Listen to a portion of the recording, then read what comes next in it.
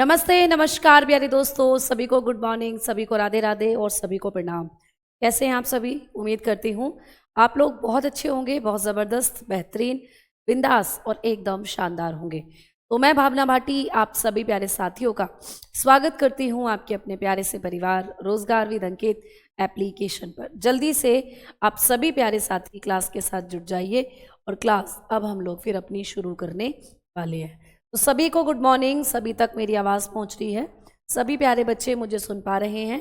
तो चलिए जल्दी से एक बार क्लास के साथ जुड़ जाइए और एक बार फटाफट तरीके से थम्स अप करके बताइएगा कि क्या आप लोग मुझे सुन पा रहे हैं, आप लोगों तक मेरी आवाज़ पहुंच रही है या नहीं। जल्दी से बताइएगा, फिर हम लोग अपनी इस क्लास को, अपने इस टॉपिक को आगे लेकर चलते हैं। Good morning all of you, Radhe Radhe, सभी को नमस्कार।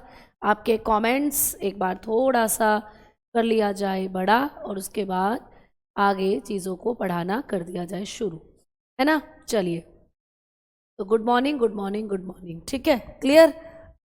एमडी करके एक बच्चा है, तो भाई आ जाओ, अब जल्दी से क्लास को शुरू करते हैं। टॉपिक हम लोगों का है वायरल डिजीजेस। वायरल डिजीजेस, कल की क्लास में हम लोग बहुत सारे विषाणु जनित रोगों को कर चुके थे। विषाणु जनित रोगों में हमने कल की क्लास में बात करी थी किसकी भाई? हम लोगों ने कल की क्लास में बात करी थी, आप लोग बताएंगे कि हमने कल बात करी थी किसकी? एड्स की, चेचक की, हर्पीस की, ठीक है। हमने बात करी थी इन्फ्लुएंजा की और बात करी थी डेंगू की। आज चलते हैं और अगली बीमारी की तरफ बढ़ते हैं।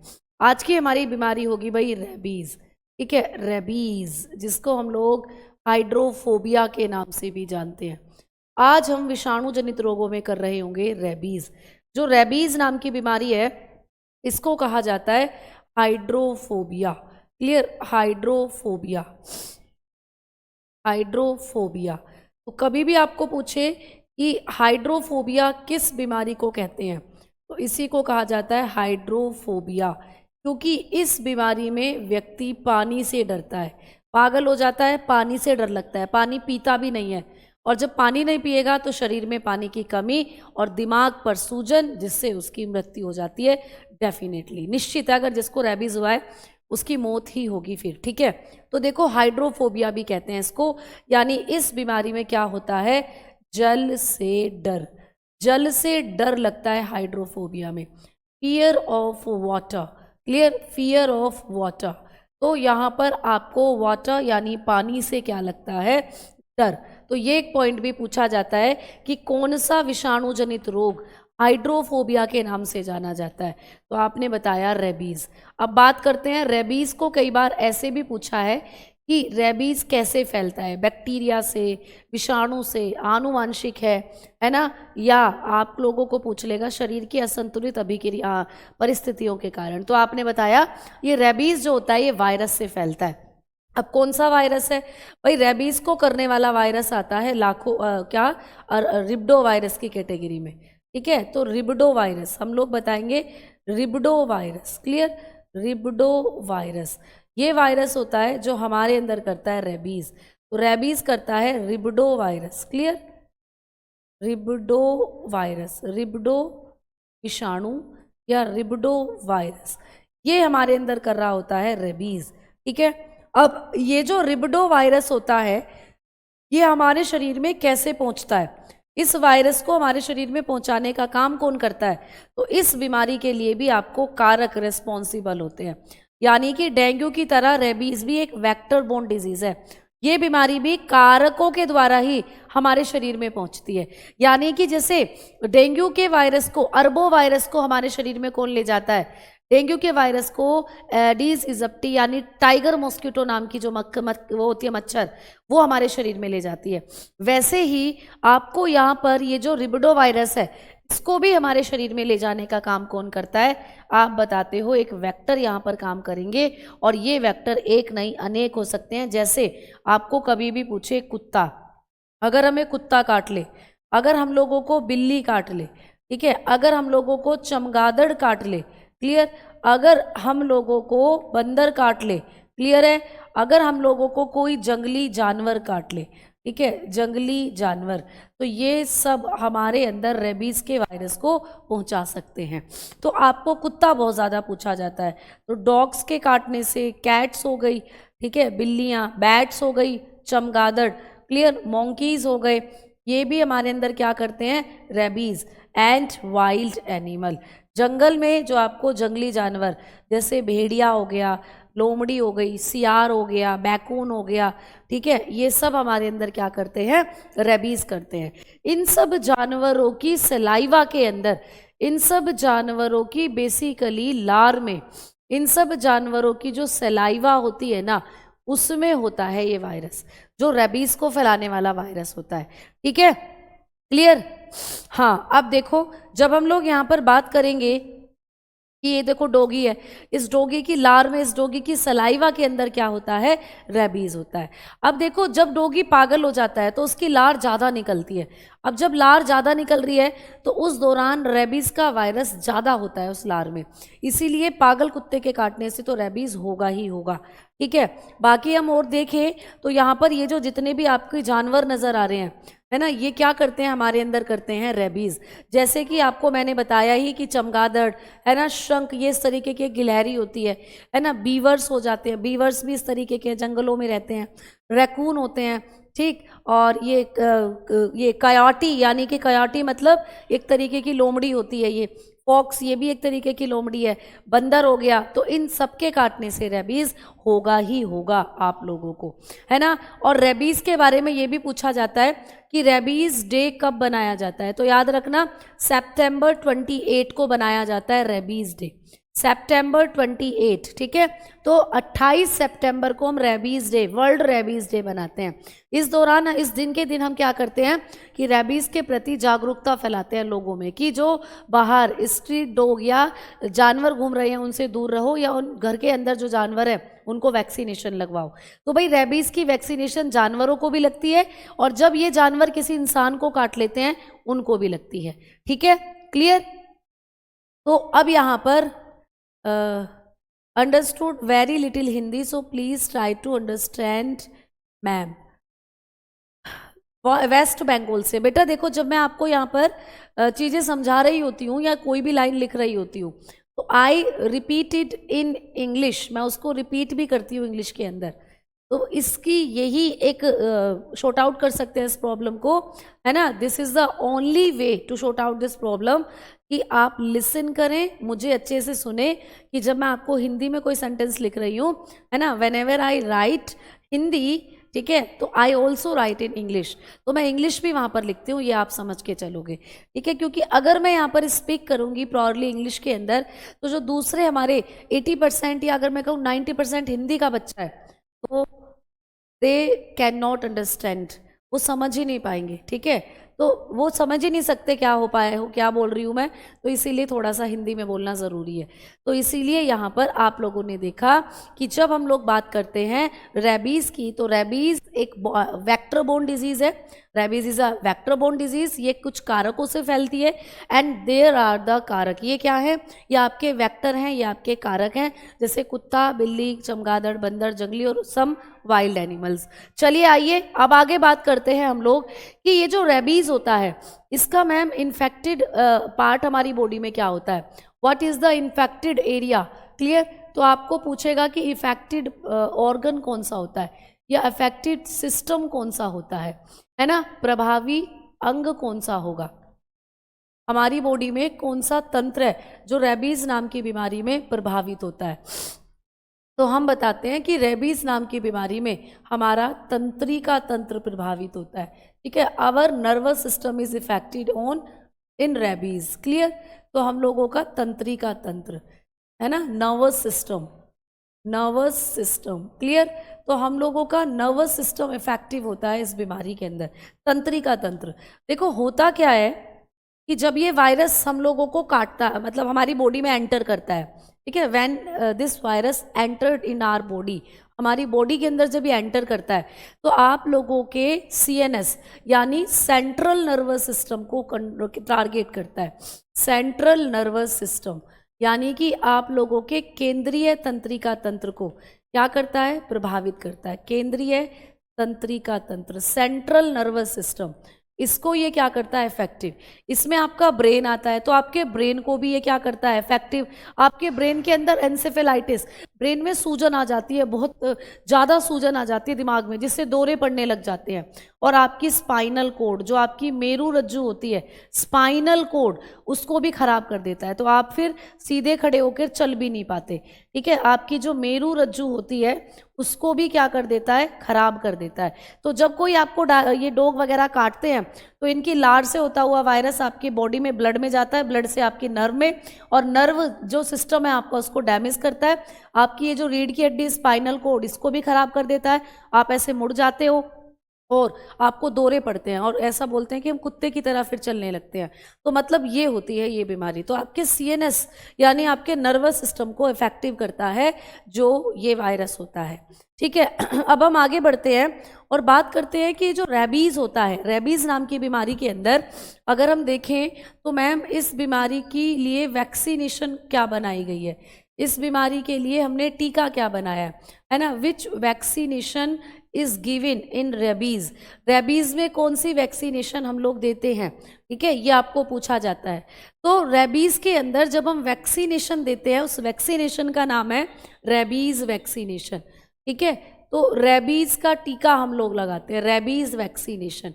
ये वैक्सीनेशन दोनों को लग सकती है, दोनों को, मतलब ये रेबीज का टीका जानवरों में भी लगता है ना, और ये इंसानों में भी लगता है। तो रेबीज का टीका, रेबीज का टीका, कई बार हम अपने घरों में कुत्ते बिल्ली को पालते हैं तो उनको हम लोग वैक्सीनेशन लगवाकर भी रेबीज से बचा सकते हैं दूसरे इंसानों को।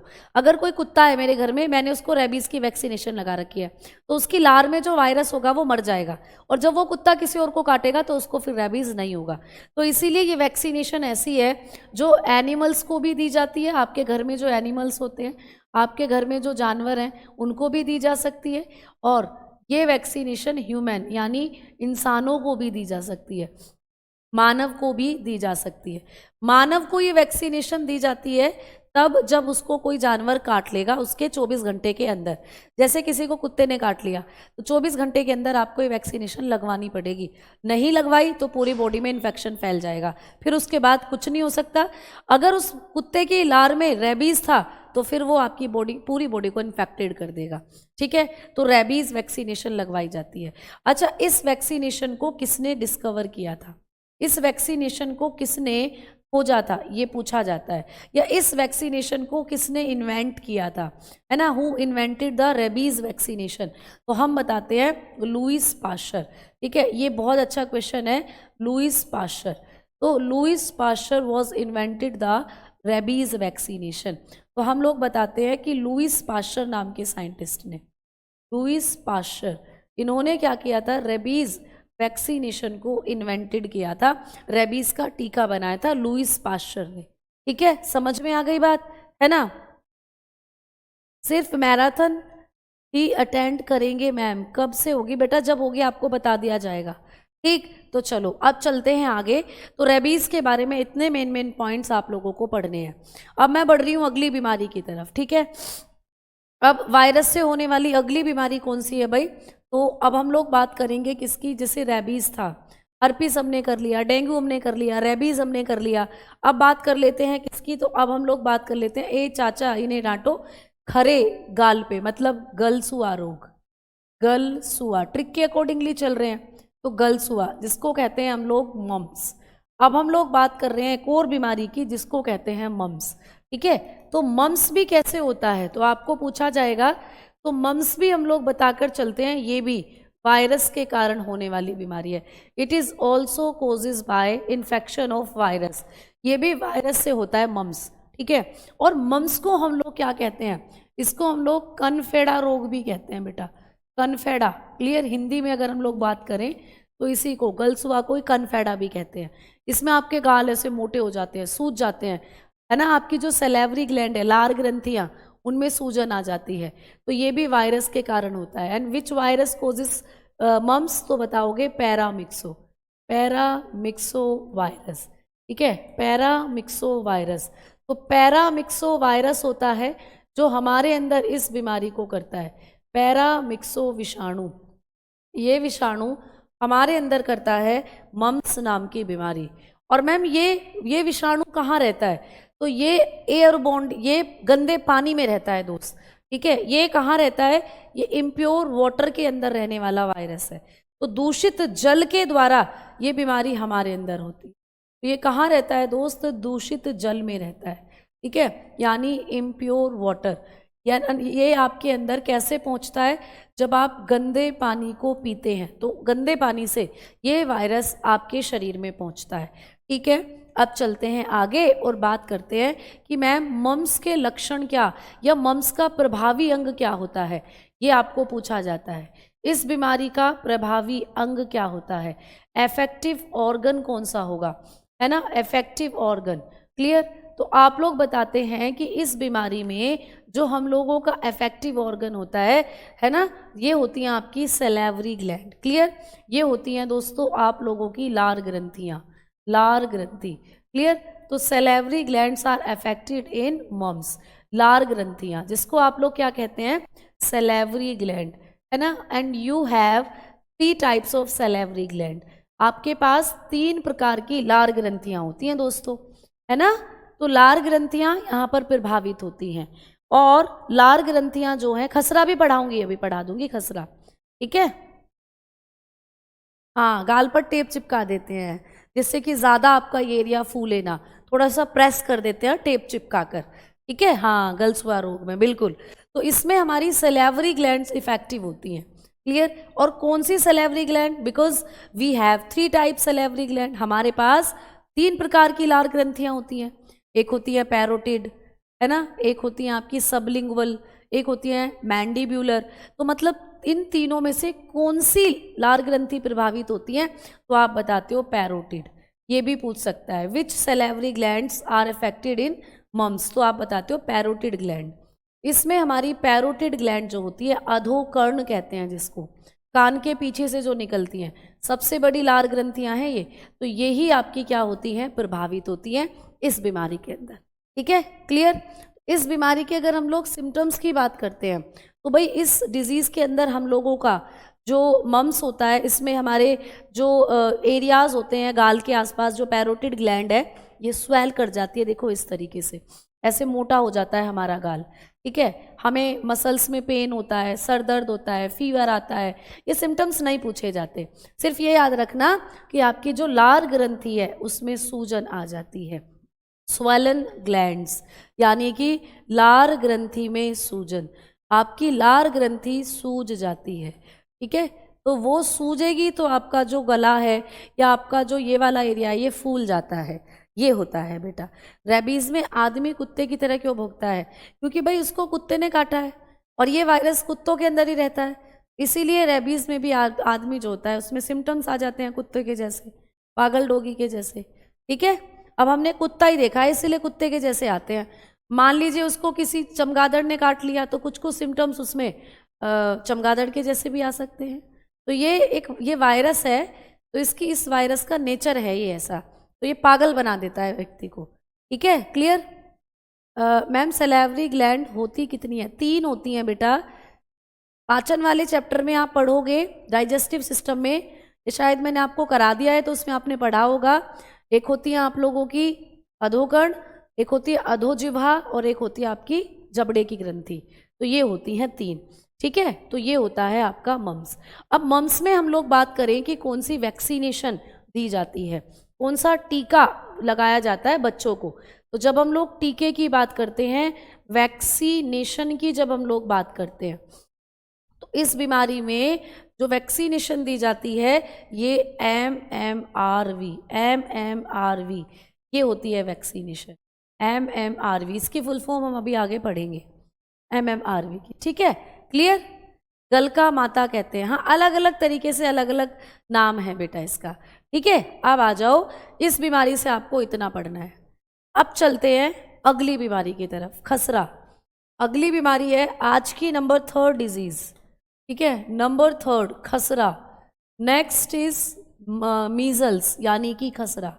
अब बात करते हैं हम लोग मीजल्स की यानी कि खसरा की, ठीक है। चलो तो खसरा के बारे में बात करते हैं। खसरा भी क्या होता है? इसको हम लोग कहते हैं विषाणु जनित बीमारी ही है ये खसरा जो होता है। ठीक है, ये भी क्या है, खसरा जो होता है, इसको हम लोग मीजल्स कहते हैं और ये भी वायरस से होती है और इसका वायरस है मोरबेविली। ठीक है, मोरबेविली वायरस, मोरबेविली। ठीक है, मोरबेविली विषाणु, इसका वायरस होता है मोरबेविली। ठीक है, मोरबेविली, मोरबेविली वायरस।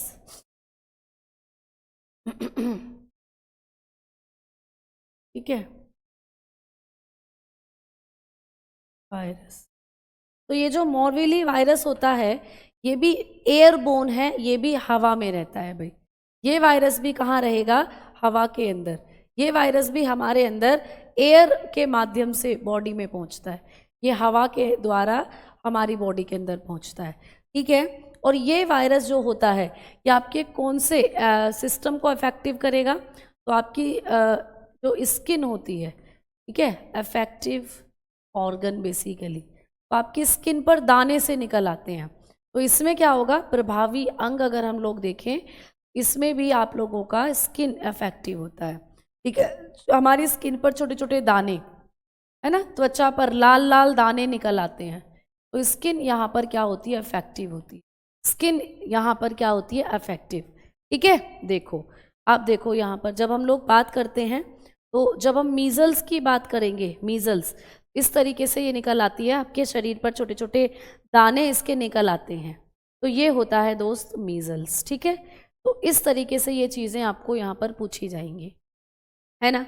अब चलें आगे, तो मीजल्स के लिए भी आपको पूछा जाता है कि इसके लिए भी क्या बच्चों को कोई वैक्सीनेशन दी जाती है, तो हाँ भाई यहाँ पर भी सेम वैक्सीनेशन आपको दी जाती है। मीजल्स से प्रोटेक्ट करने के लिए हम लोगों को एक यही टीका MMR का टीका दिया जाता है, MMR। तो अभी इसकी हम लोग फुल फॉर्म आगे पढ़ने वाले हैं, MMRV ये टीका दिया जाता है भाई, MMRV। ठीक है, ये टीका दिया जाता है। क्लियर, तो मीजल्स के बारे में आपको इतना पढ़ना है। अब चलते हैं आगे और अगली बीमारी की बात करते हैं।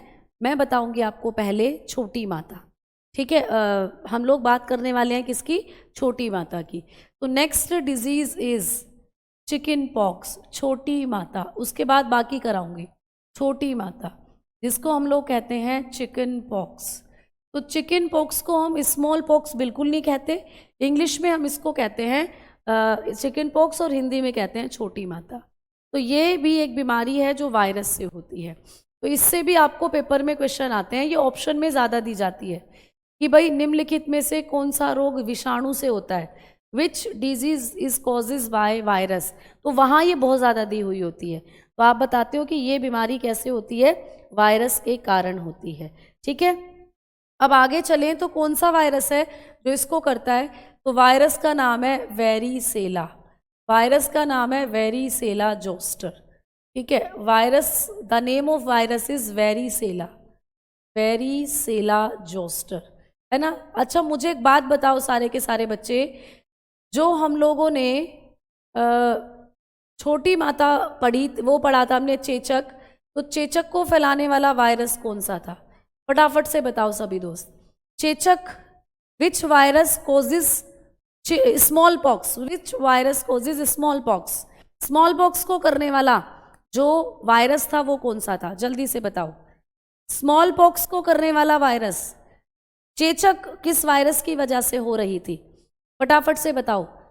चेचक हो रही थी दोस्तों, बिल्कुल युवराज, वेरियोला की वजह से, वेरियोला, ये है वेरिसेला। तो ये नाम दोनों बड़े एक सिमिलर से लगते हैं, तो इसीलिए बहुत अच्छे से याद करना। वेरिसेला है ये जो कि छोटी माता करता है, और चेचक कर रहा था वेरियोला, वो वेरियोला था। अब दोनों के दोनों वायरस एयरबोर्न होते हैं, ये दोनों के दोनों वायरस रहते हैं एयर के अंदर, एयरबोर्न डिजीज है भाई ये भी, है ना। ये भी हवा के माध्यम से, वायु के माध्यम से फैलती है जो बीमारी होती है।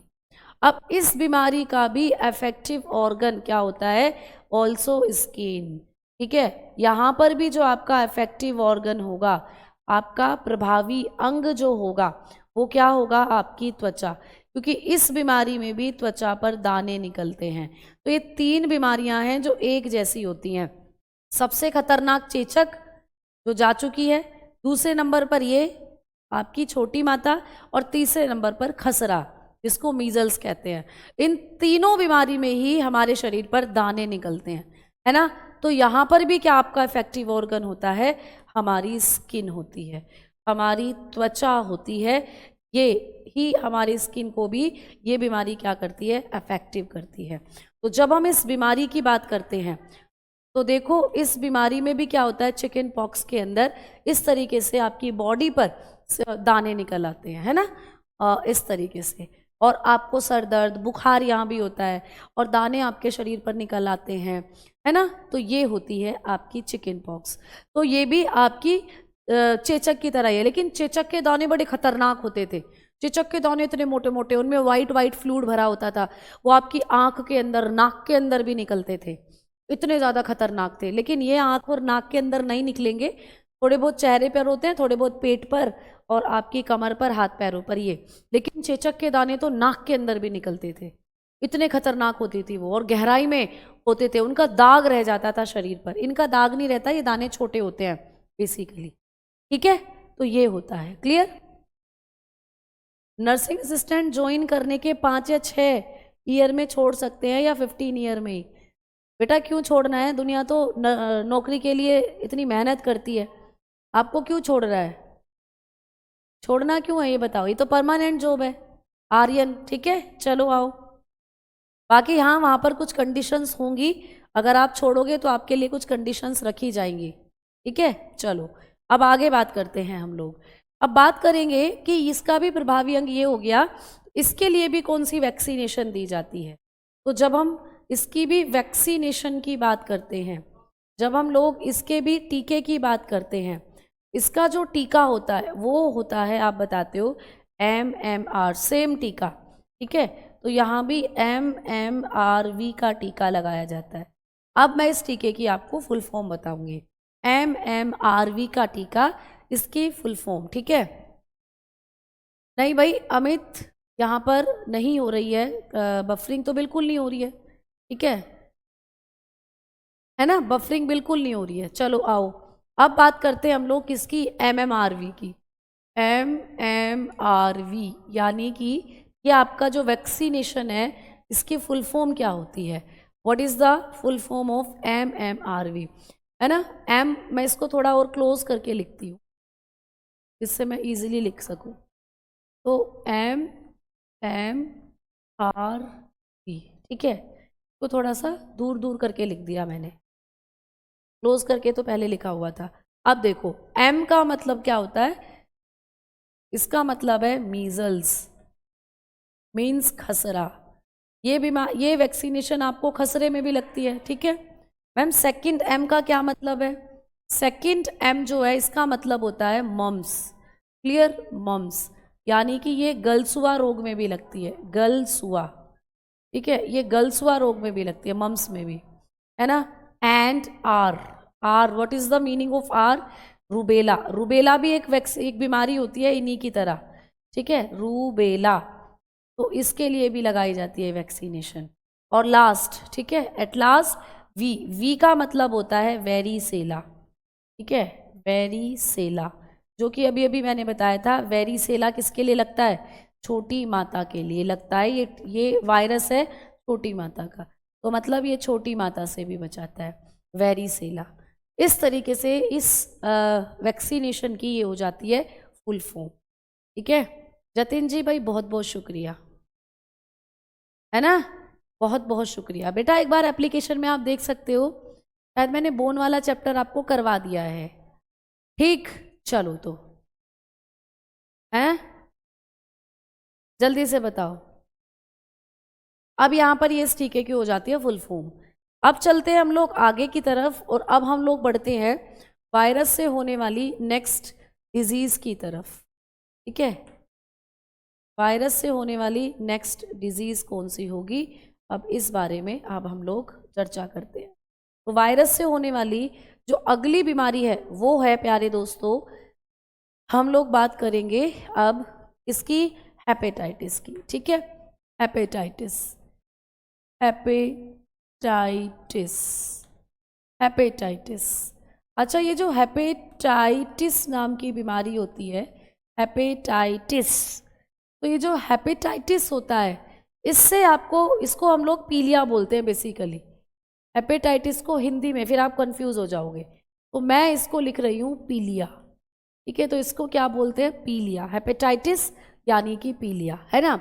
अब ये भी आपको इम्पोर्टेंटली पूछा जाता है कि ये किसके कारण होती है, विच पैथोजन कोजेज हेपेटाइटिस। तो ये भी आपके अंदर वायरस कर रहा होता है, ये बीमारी भी हमारे अंदर करता है वायरस, और वायरस का नाम होता है HBV, ठीक है, HBV यानी कि हेपेटाइटिस बी वायरस, ठीक है, HBV, हेपेटाइटिस बी वायरस, ये कर रहा होता है हमारे अंदर हेपेटाइटिस बी, ठीक है, हेपेटाइटिस बी विषाणु, ये हमारे अंदर कर रहा होता है हेपेटाइटिस नाम की बीमारी, ठीक है, हेपेटाइटिस बी। क्लियर? अब देखो, जब हम लोग यहाँ पर बात करते हैं हेपेटाइटिस बी वायरस की, तो ये वायरस आपके शरीर के अंदर किस ऑर्गन को इफेक्टिव करता है, तो यहाँ पर ये पॉइंट कई बार पूछा है, ये PY क्यों है, स्टार लगाकर लिखेंगे हम लोग। हेपेटाइटिस का इफेक्टिव ऑर्गन आपको बहुत बार पूछा है, प्रभावी अंग, हेपेटाइटिस नाम की बीमारी में इफेक्टिव ऑर्गन कौन सा होता है, ये आपको मैनी टाइम पूछा गया है, और किसी भी एग्जाम्स में पूछ लिया जाता है, आपके एग्जाम में भी पूछा गया है, ठीक है। क्लियर? क्लियर? मैम आप बेरी बंद आई हुई हो? नहीं भाई, बेरी बंद तो मैंने आज पहली बार सुना है, क्या ये एक जगह का नाम है क्या? चलो बताओ जल्दी से। हेपेटाइटिस जब होता है जब यूरिन डार्क निकलता है, नहीं बेटा देखो, हेपेटाइटिस जो होता है ना, ये आपका एक ऐसी बीमारी है, देखो दो तरीके से होता है पीलिया, एक तो होता है आपका नॉर्मल पीलिया जिसमें यूरिन आपका येलो आता है, आपकी स्किन भी येलो येलो हो जाती है, एक होता है हेपेटाइटिस जो वायरस से होता है, वो तो बिलीरुबिन पिगमेंट जब आपके रक्त में ज़्यादा हो जाता है तब होता है, जो घरेलू पीलिया होता है, दवाइयों से ठीक हो जाता है। लेकिन ये हेपेटाइटिस एक विषाणु का संक्रमण है, और ये हेपेटाइटिस जो होता है, ये भी आप दोनों हेपेटाइटिस आपके लीवर को ही इफेक्ट करते हैं, ये कॉमन फैक्ट है दोनों के बारे में। तो यहाँ भी आपका यकृत ही प्रभावित होगा, इस बीमारी में भी आपका लीवर ही अफेक्टेड होता है, तो liver is affected in both hepatitis, मतलब एक जॉन्डिस होता है, उसको कहते हैं जॉन्डिस, यानी पीलिया नाम की जो बीमारी होती है वो अलग होता है, ये एक वायरस का इन्फेक्शन है, ठीक है, दोनों में होता आपका यकृत ही प्रभावित है। अब देखो, जब हम लोग बात करते हैं कि हेपेटाइटिस जो है मैम ये कितने टाइप्स का होता है, इसके टाइप्स आपको पूछे जा सकते हैं, इसके प्रकार, तो जो हेपेटाइटिस होता है ना, ये आप समझ के चलिए कि कई प्रकार का होता है, जैसे मैं बताकर चलूँ, एक होता है हेपेटाइटिस ए, ठीक है, एक होता है हेपेटाइटिस बी, ठीक है, एक होता है हेपेटाइटिस सी, क्लियर, और एक होता है हेपेटाइटिस ई, ठीक है, ये डी, तो ये होते हैं आपके हेपेटाइटिस के टाइप्स, इसमें से ए बी और सी आपको पूछे जाते हैं।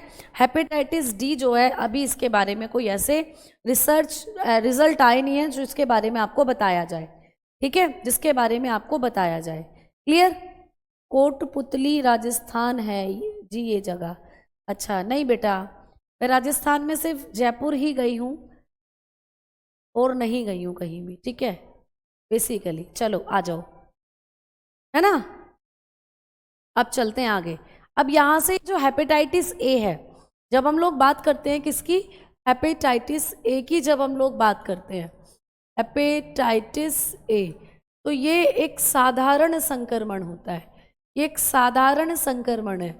इसमें क्या होगा कि जब कभी भी हम लोग वॉशरूम वगैरह यूज़ करते हैं, उससे ये बीमारी हमारे अंदर हो सकती है, ये नॉर्मल इन्फेक्शन है, और ये नॉर्मल इन्फेक्शन है तो ये दवाइयों से ठीक हो जाता है, इसके लिए कोई टीके वीके की ज़रूरत नहीं होती। लेकिन खतरनाक होते हैं हेपेटाइटिस बी, ठीक है, हेपेटाइटिस बी खतरनाक होते हैं, हेपेटाइटिस बी, ये खतरनाक है। और दूसरा सबसे खतरनाक हेपेटाइटिस सी, ठीक है, हेपेटाइटिस सी। क्लियर।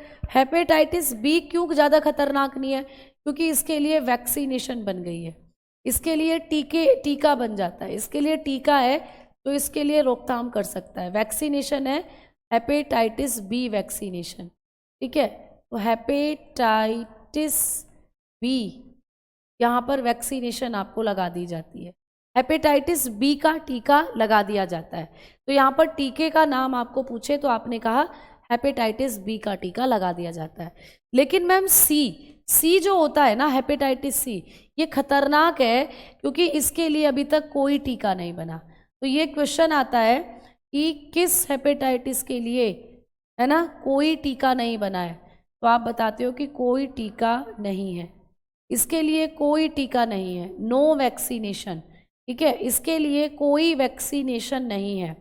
और ये हेपेटाइटिस एक और नाम से जाना जाता है, इसी को कहते हैं काला पीलिया, ठीक है, इसी को कहा जाता है काला पीलिया।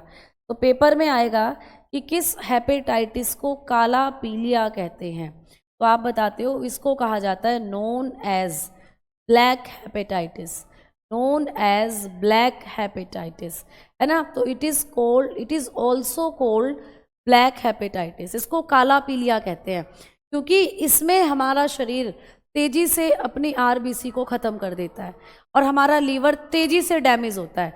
तो यही हेपेटाइटिस आगे चलकर लीवर कैंसर में कन्वर्ट हो जाता है, यही आगे चलकर लीवर कैंसर में कन्वर्ट हो जाता है। इसी की वजह से यकृत कैंसर हो जाता है, यकृत का कैंसर, और यकृत का कैंसर होगा तो लीवर पूरा खराब, जिससे हमारी मृत्यु हो जाती है। ठीक है, क्लियर है ना, समझ में आ गई। बायो कल ही ऑन हुई है ना बेटा, जीडी में कल ही ऑन हुई है, यहाँ बहुत दिन से चल रही है, यहाँ बहुत दिन से चल रही है। तो इस तरीके से आपको ये चीज़ें जो हैं याद रखनी, ठीक है। तो हेपेटाइटिस से आपको ये याद रखना है ना, है ना, क्लियर। आगे बढ़े, इसके लिए कोई टीका नहीं है, ये आपको याद रखना, ठीक है। अब चलते हैं आगे, अब बढ़ते हैं अगली बीमारी की तरफ। तो हेपेटाइटिस के बाद आपको पेपर में पूछा जाएगा अगली बीमारी है पोलियो, जो कि वायरस से होती है, पोलियो, ठीक है, जिसको हम लोग पोलियो मेलेटिस भी कहते हैं, पोलियो मेलेटिस, ठीक है। तो पोलियो या पोलियो मेलेटिस जो होती है, ये भी एक ऐसी बीमारी है जो वायरस से होती है। इस बीमारी को भी कौन करता है? विषाणु, वायरस। तो ये बीमारी भी हमारे अंदर कैसे होती है दोस्त? वायरस से होती है। और इस बीमारी को करने वाला वायरस भी कौन सा होता है? या तो बताकर चलते हो एंट्रोवायरस, या तो ये ऑप्शन में मिलेगा एंट्रोवायरस, ठीक है, एंट्रो विषाणु, या तो ये मिलेगा, या कभी कभी लिखा जाता है कि वायरस यही होगा पोलियो वायरस, ठीक है, पोलियो वायरस, या ये लिखा जाता है, ठीक है, पोलियो वायरस, पोलियो विषाणु, ठीक। तो पोलियो नाम की बीमारी हमारे अंदर करता है पोलियो वायरस, या जिसको हम लोग क्या कहते हैं? एंट्रोवायरस कहते हैं, ठीक है। अब देखो, ये जो वायरस होता है ये हमारे किस अंग को प्रभावित करता है, या ये वायरस कहाँ रहता है? तो ये वायरस भी हमारे अंदर गंदे पानी से पहुंचता है, ठीक है। तो ये वायरस भी कहाँ? दूषित जल में रहता है, दूषित जल, इम्प्योर वाटर, ठीक है। तो ये वायरस भी कहाँ रहता है? इम्प्योर वाटर में रहता है, दूषित जल में रहता है ना। और इस वायरस का भी जो प्रभावी अंग है, ठीक है, प्रभावी अंग वो कौन सा होता है? Affective organ. तो इस वायरस का भी जो अफेक्टिव ऑर्गन है ना, प्रभावी अंग है, वो कौन सा है? तो हम लोग बताते हैं तंत्रिका तंत्र। तो ये वायरस भी हमारे नर्वस सिस्टम पर इफेक्ट डालता है, तंत्रिका तंत्र, नर्वस सिस्टम, है ना। इसमें भी हमारा नर्वस सिस्टम प्रभावित होता है। इस बीमारी में भी हमारा वही CNS, सेंट्रल नर्वस सिस्टम प्रभावित हो जाता है, जिससे हम हमारे शरीर के अंदर सिग्नल नहीं पहुंच पाते और हमारे जो शरीर है वो पैरालाइज हो जाता है, ठीक है। तो इसमें भी यही होता है, बिल्कुल। अब ये रोग कितने से कितने साल तक के बच्चों को प्रभावित करेगा? ये भी पूछा जाता है। तो बताते हो कि यह रोग 0 से 5 साल, ठीक है, 0 से 5 साल तक के बालक को प्रभावित करता है, ठीक है, बालकों को प्रभावित करता है। तो ये बीमारी कितने से कितने साल तक के बच्चों को प्रभावित करती है? तो आप लोग बताते हो 0 से 5 साल तक के बच्चों को प्रभावित करती है, ठीक है। अब देखो, तो दिस डिजीज, हम लोग बताते हैं दिस डिजीज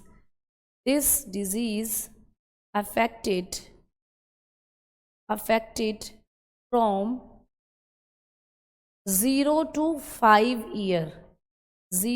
5 years children, ठीक है। तो ये बीमारी 0 से 5 साल तक के बच्चों को क्या कर रही होती है? प्रभावित करती है। समझ में आ गई बात? क्लियर? हेपेटाइटिस बी और सी की दवा फ्री में देते हैं, देशी दवा, वो भी फ्री में, 100% सही। कहाँ पर? सलमान खान बेटा कहाँ पर दी जाती है, ये भी बता दो एक बार, कहाँ पर दी जाती है? सलमान खान जी, ठीक। चलो, है ना। अब देखो यहाँ पर, क्यों मैम 0 से 5 साल तक क्यों? क्योंकि 5 साल तक बच्चे में इस वायरस से लड़ने की शक्ति नहीं आती, इस वायरस से लड़ने की एंटीबॉडी नहीं बनती बच्चे के शरीर में। लेकिन जैसे ही बच्चा 6ठे साल में लगेगा, इसके शरीर में एंटीबॉडीज बन जाती हैं, और जब ये वायरस उस बच्चे के शरीर में एंट्री करता है, तो ये वायरस को जो बच्चे की एंटीबॉडीज हैं वो मार गिराती हैं, ठीक है। क्लियर? समझ में आ गई बात, है ना? ठीक, समझ में आ गई बात। मैम कभी आगरा आना प्लीज, आगरा तो आते रहते हैं बट कभी आएंगे तो ज़रूर बताएंगे, ठीक है। चलो आओ, अब इधर देखो, आगरा का ताजमहल भी बेटा जब हम लोग, कैसी, मैं ग्रेजुएशन फर्स्ट ईयर में होंगी तब मैंने देखा था, ग्रेजुएशन फर्स्ट ईयर में होंगी तब मैंने देखा था आगरा का ताजमहल। उसके बाद से आज तक आगरा का ताजमहल भी नहीं।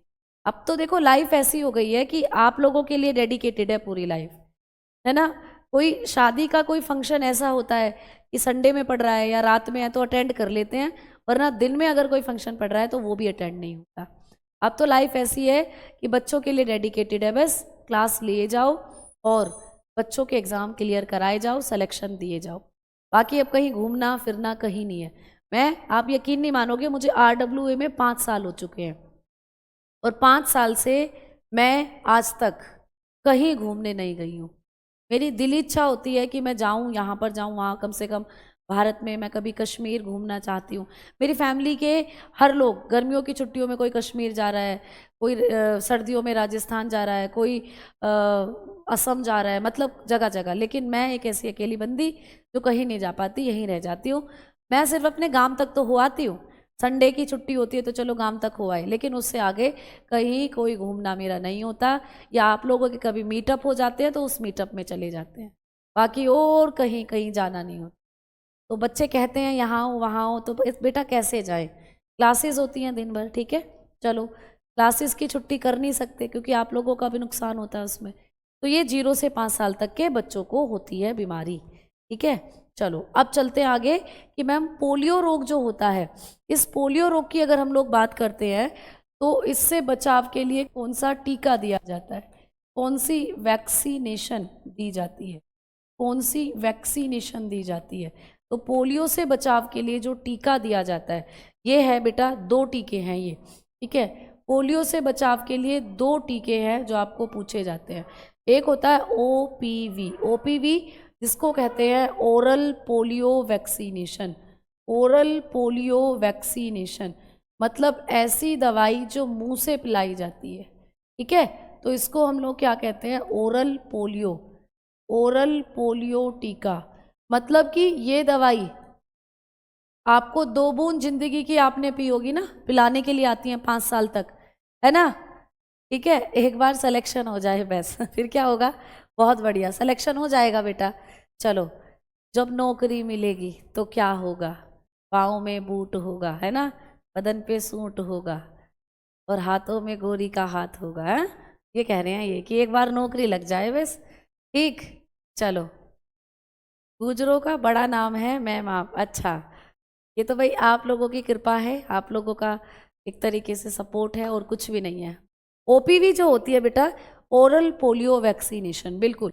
और एक हो जाती है आपकी आईपीवी, है ना। आईपीवी मतलब इंजेक्टेड, जिसको हम इंजेक्शन के थ्रू लगाते हैं, injection polio vaccination. Clear, polio vaccination इसको आप बोल सकते हो, है ना। तो यहाँ पर आपको पूछा जाता है कि ओरल पोलियो वैक्सीनेशन को किसने बनाया, एक ओरल पोलियो वैक्सीनेशन को किसने बनाया, ये आपको पूछ लिया जाता है। तो ओरल पोलियो वैक्सीनेशन जो होता है, इसको बनाने का जो काम किया था वो किसने किया था, तो हम लोग बताते हैं कि इसको बनाने का जो काम किया वो करा था ओपीवी को अल्बर्ट सॉबिन ने। ठीक है, तो हम लोग बताते हैं एल्बर्ट सॉबिन। ठीक है, एल्बर्ट साबिन, एल्बर्ट साबिन ने इसको बनाया था। तो ये आपको पूछा जा सकता है कि किसने इस वैक्सीनेशन को बनाया, तो हम लोग बताते हैं एल्बर्ट साबिन, एल्बर्ट सॉबिन। ठीक है, क्लियर। लेकिन आपको पूछे कि आईपीवी यानी इंजेक्शन के द्वारा जो पोलियो वैक्सीनेशन दी जाती है, यह सबसे पहले पोलियो वैक्सीनेशन को किसने बनाया, तो इसको बनाया था Jonas Salk, Jonas Salk. Clear, इसको किसने बनाया था, जोनास सॉल्क ने बनाया। ठीक है, ने बनाया था, तो इसको बनाया था जोनास सॉल्क ने। क्लियर, तो आप लोग बताओगे was invented, was invented by Jonas Salk, Jonas Salk ने बनाया था भाई। ठीक है, तो ऐसे ये दोनों दवाइयाँ आपको, ये दोनों वैक्सीनेशन आपको पूछ ली जाती हैं कि किसने बनाया। ठीक है, क्लियर। नहीं भाई, संडे में वन शॉट नहीं होगा, वन शॉट जब चलेंगे तो मैं आपको ज़रूर बताऊंगी। ठीक है, एक क्लियर। संडे का वन शॉट लगा लिया कशिश कुमार 10 PM। मैम संडे का वन शॉट लगाया क्या, नहीं बेटा, मेरा देखो कल सैटरडे है, कल मेरा 10 बजे से एक वन शॉट होगा जो कि आप लोगों का रोजगार विद अंकित यूट्यूब चैनल पर होगा। वो होगा होमगार्ड के लिए, बट उसमें मैं आप लोगों को बायोलॉजी के कुछ महत्वपूर्ण टॉपिक करा रही होंगी थ्योरेटिकल। अगर आप लोगों को थ्योरेटिकल सेक्शन के लिए रिवाइज के तौर पर, रिवीजन के तौर पर जुड़ना है तो कल आप जुड़ जाना उस क्लास के साथ, क्योंकि कल वैसे भी आपकी एप्लीकेशन में क्लास नहीं होती है, सैटरडे है। तो 10 बजे आपका रोजगार विद अंकित यूट्यूब चैनल पर एक क्लास में लेने वाली हूँ, जिसमें मैं आपको बायोलॉजी के 3-4 टॉपिक कराऊंगी। तो उन 3-4 टॉपिक का आपका रिवीजन हो जाएगा अच्छे से। वैसे वो होम गार्ड के लिए, बट सेम चीज़ मैं वहाँ भी कराऊंगी, तो आप उस क्लास के साथ जुड़ सकते हो। तो संडे में नहीं, आप कल क्लास के साथ जुड़ जाना, वो आपका एक तरीके से उसमें आपके 3 से 4 टॉपिक जो होंगे वो अच्छे से रिवाइज हो जाएंगे। ठीक है, समझ में आ गई बात, क्लियर। चलो, तो ये आपको जो चीज़ें हैं वो पेपर में यहाँ से पूछी जाएंगी। अच्छा, जब हम लोग बात करते हैं कि अगली बीमारी कौन सी है जो वायरस के कारण होती है, तो अगली बीमारी के बारे में आपको पूछा जाता है। जैसे कुछ और बीमारियां अगर मैं ट्रिक से अलग बताऊं, तो कुछ और बीमारियां जैसे कि हम लोग बात करते हैं कोरोना, आप लोगों को पता है कोरोना जो होता है, कोरोना, है ना। तो ये भी कोरोना जो था ये भी किसकी वजह से होता था, वायरस की वजह से।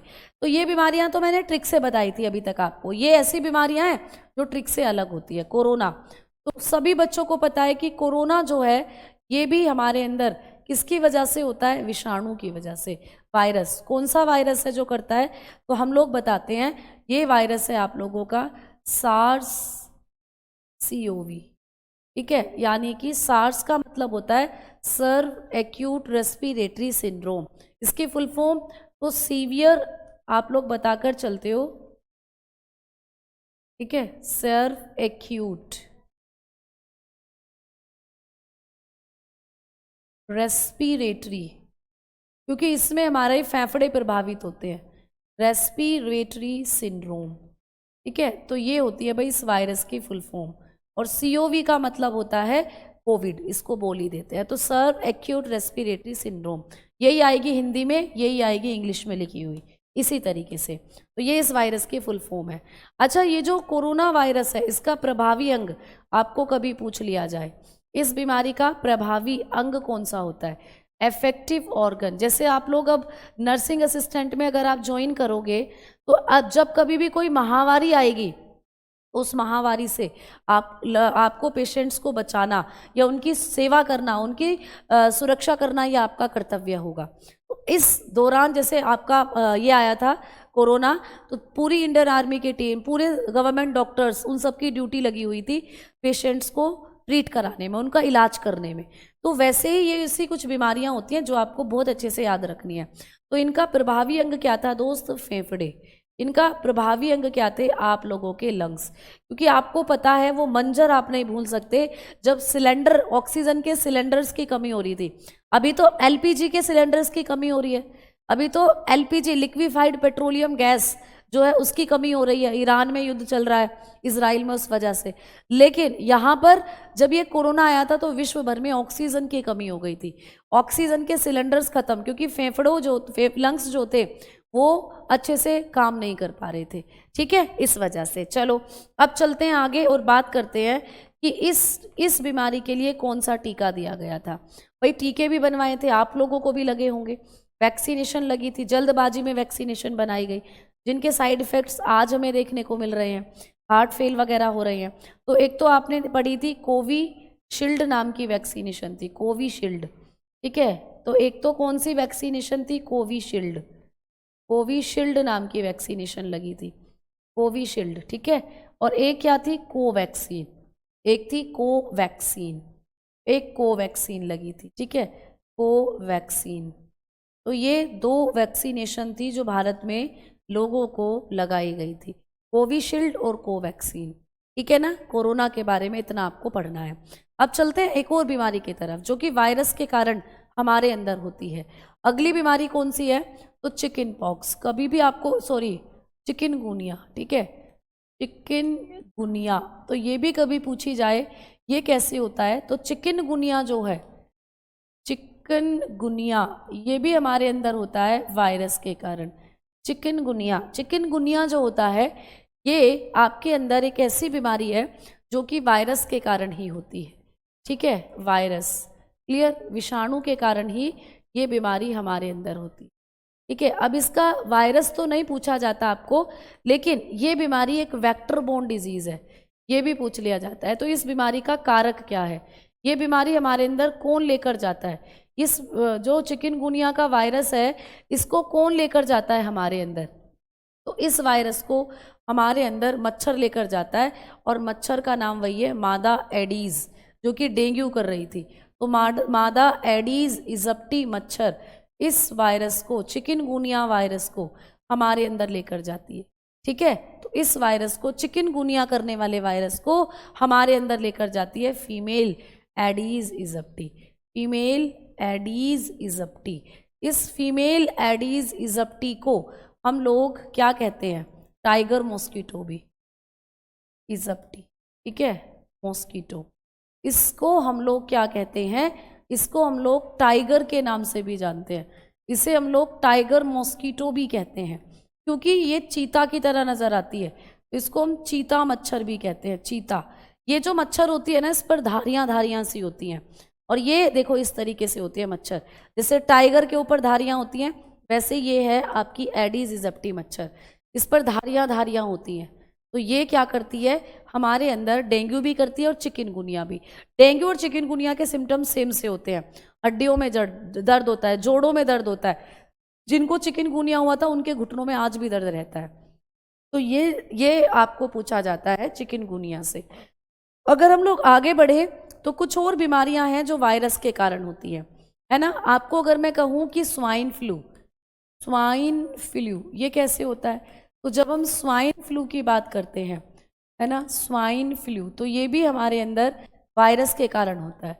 और स्वाइन फ्लू को करने के लिए जो विषाणु जिम्मेदार होता है H1N1, ठीक है, तो स्वाइन फ्लू भी वायरस के कारण होगा, और इसका जो वायरस है वो होता है H1N1, स्वाइन फ्लू। और स्वाइन फ्लू जो है ये वायरस हमारे शरीर में कैसे पहुंचता है?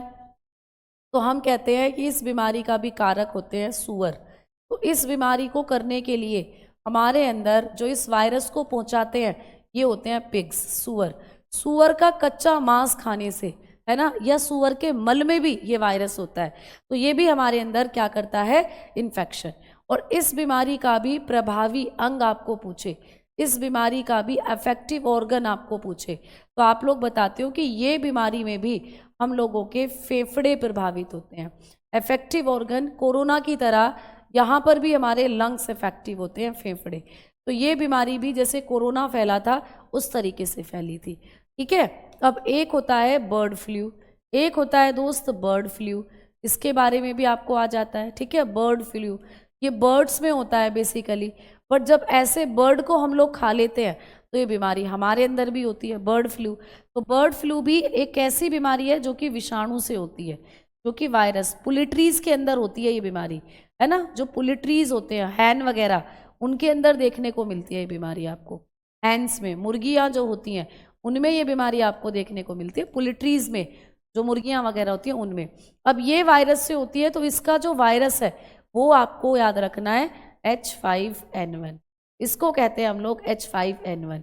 इसका कोई ऐसा इफेक्टिव ऑर्गन नहीं है, फूड पॉइजनिंग की तरह होता है ये बर्ड फ्लू जो होता है, ठीक है। बर्ड को इन्फेक्शन हुआ, वो बर्ड तुमने खा ली, मुर्गी आपने खा ली, आप में भी इन्फेक्शन हो जाएगा, उल्टी, दस्त, ये सब। बेटा मलेरिया तो प्रोटोजोवा में आएगी, अभी तो हम वायरस वाली बीमारियां पढ़ रहे हैं, वो तो किस में आएगी, प्रोटोजोवा में। अच्छा, एक बीमारी और होती है मेनिनजाइटिस, ठीक है। एक बीमारी और होती है मेनिनजाइटिस, सॉरी मेनिनजाइटिस नहीं, इंसेफेलाइटिस, ठीक है, इंसेफेलाइटिस। एक बीमारी और होती है एनसेफेलाइटिस, एनसेफेलाइटिस लाइटिस। तो एनसेफेलाइटिस जो होता है ये किसी भी, दोनों तरीके से हो सकती है बीमारी, ये वायरस और बैक्टीरिया दोनों से हो सकता है एनसेफेलाइटिस। ये विषाणु से भी हो सकता है, ठीक है, और ये आपके अंदर जीवाणु बैक्टीरिया से भी हो सकता है एनसेफेलाइटिस, ठीक है। तो इसको हम लोग क्या कहते हैं, इसको हम लोग कहते हैं मस्तिष्क ज्वर। एनसेफेलाइटिस को कहा जाता है मस्तिष्क का ज्वर, ठीक है, मस्तिष्क ज्वर, ब्रेन फीवर, ठीक है, इसको कहते हैं ब्रेन फीवर। इसमें आपके दिमाग पर बुखार चढ़ता है और हमें दौरे पड़ने शुरू हो जाते हैं, और एनसेफेलाइटिस में रोगी की मृत्यु भी हो सकती है। तो बच्चों में होती है बीमारी, वायरस का इन्फेक्शन होता है बेसिकली, लेकिन कुछ केसेस में बैक्टीरिया से भी हो सकता है एनसेफेलाइटिस, ठीक है। क्लियर, समझ में आ गई बात, चलें आगे। तो ये आपको जो चीज़ें हैं इस तरीके से पेपर में पूछी जाएंगी। तो हमने वायरस से होने वाली सभी बीमारियों को कर लिया है ख़त्म।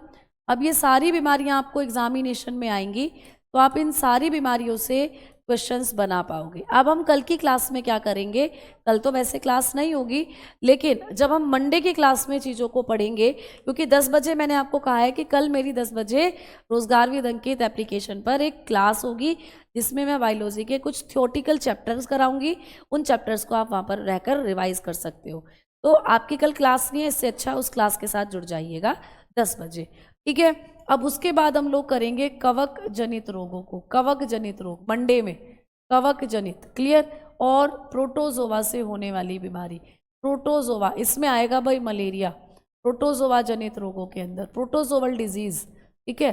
तो अब हम लोग प्रोटोजोवल डिजीज की तरफ चलेंगे, प्रोटोजोवल डिजीजेस की हम लोग बात करेंगे, and we will discussing about fungus diseases, ठीक है, फंगस या फंगल डिजीजेस, है ना, इनके बारे में हम लोग पढ़ रहे होंगे इन नेक्स्ट क्लास, क्लियर। तो इस चीज़ को आप लोगों को दिमाग में अच्छे से समझ लेना है, and then we will study about genetic diseases. तो ये चैप्टर काफ़ी बड़ा होने वाला है और काफ़ी टाइम टेकिंग चैप्टर है बायोलॉजी का। तो मिलते हैं अगली क्लास में, तब तक के लिए जय हिंद, जय भारत, नमस्ते एंड नमस्कार।